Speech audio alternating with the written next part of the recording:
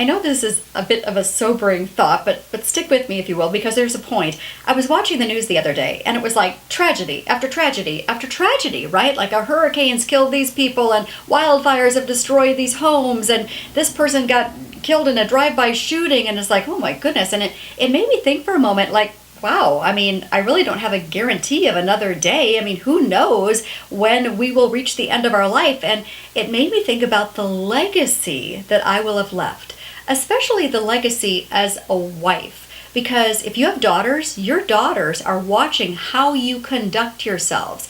And whether you realize it or not, you're sort of teaching them this is how a wife interacts with her husband.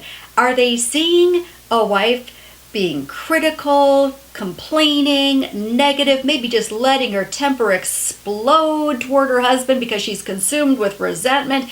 Not exactly the legacy I want to leave. In fact, the Bible says for us to live in an entirely different way. In Ephesians 4:26, the Bible says, "Do not let the sun go down on your anger."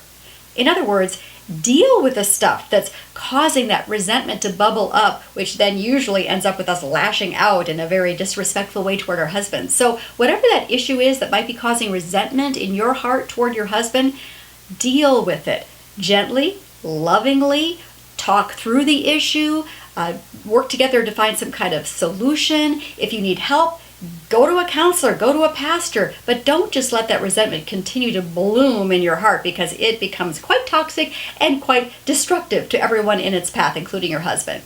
Also, keep in mind your sons are watching, and they're learning like how they should expect their future wife to act toward them. Again, what kind of legacy are we leaving?